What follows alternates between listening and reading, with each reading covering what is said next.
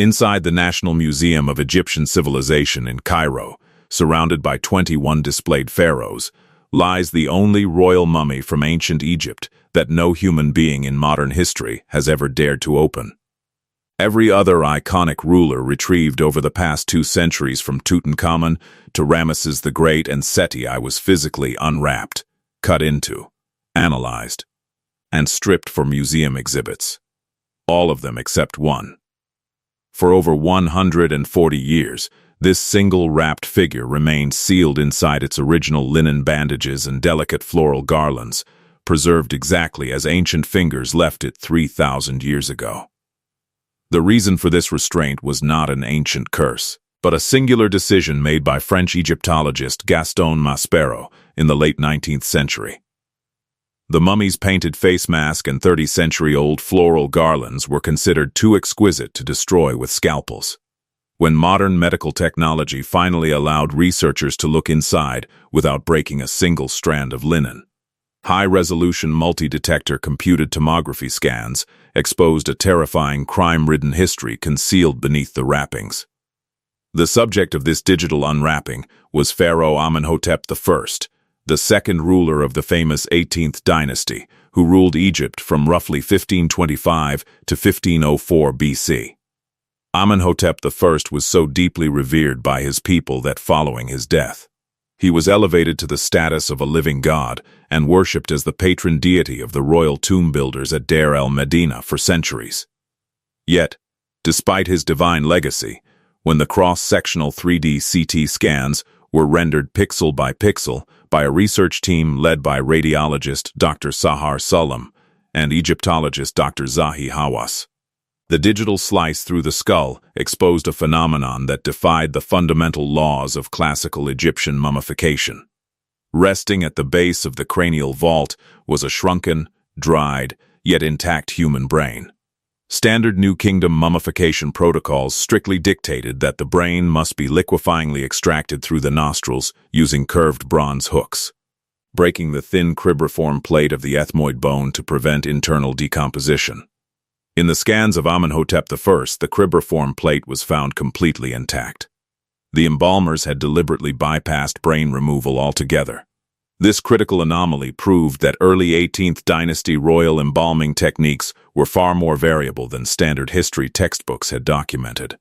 Moving lower down the spine, the scans revealed 30 individual protective amulets and charms woven directly into the inner linen layers, alongside a protective heart amulet situated inside the thoracic cavity. Surrounding the lower waist was an incredible finding: a ceremonial girdle comprised of 34 solid gold beads encircling the king's hips. This pristine assemblage of royal jewelry had survived completely undetected beneath the museum glass for over a century. As the CT software progressed through the musculoskeletal layers, the narrative shifted from reverence to a violent, ancient crime scene.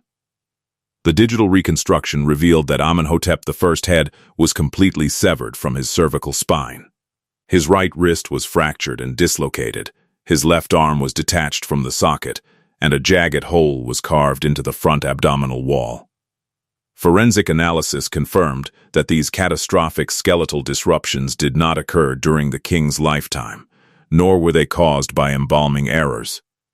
They were the unambiguous, violent signatures of ancient tomb robbers. Centuries after Amenhotep I was laid to rest, during the socio-economic collapse of the late New Kingdom, organized bands of looters breached the Valley of the Kings. Equipped with stone blades, thieves tore through wrappings, severed heads to pull away beaded collars, and ripped off limbs to strip golden armbands. The scans, however, did not just expose the crime. They provided physical proof of a dramatic rescue operation conducted 400 years later. During the 21st dynasty, around the 11th century BC, the high priests of Amun at Thebes discovered that the tombs of their ancestral god-kings were being systematically desecrated. Operating in absolute secrecy, these priests initiated a covert program to collect the mutilated royal remains across the necropolis. For decades, mainstream historians allege that these priests were themselves government-sanctioned looters who stripped the mummies of their wealth under the guise of restoration. but the sealed wrappings of Amenhotep I provided the definitive control experiment to disprove that theory. The CT images revealed that rather than plundering the king, the 21st dynasty priests performed a painstaking forensic restoration. They carefully realigned the severed head with the neck, secured the detached left arm against the torso using splint-like linen wrappings, repaired the abdominal wall using resin-soaked bandages, and placed new protective amulets over the wounds.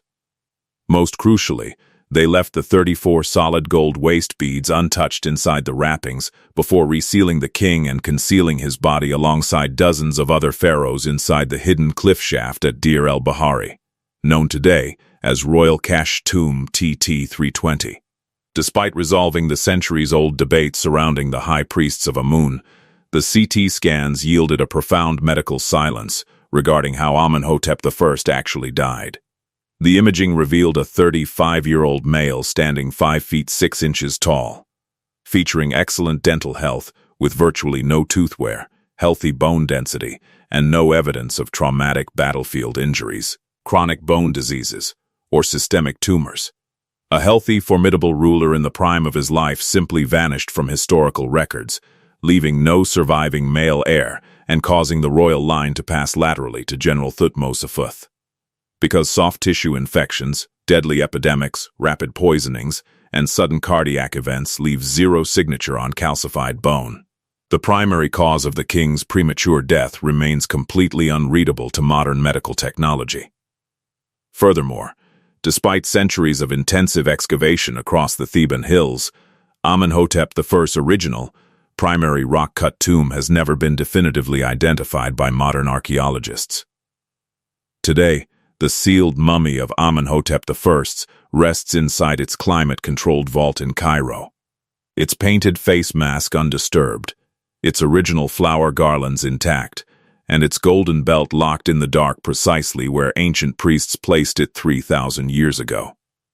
Through non-invasive digital tomographic scanning, science successfully unraveled a 3,000-year-old cold case, vindicated ancient priest restorers, and exposed the hidden gold of a god king, all without cutting a single thread of history.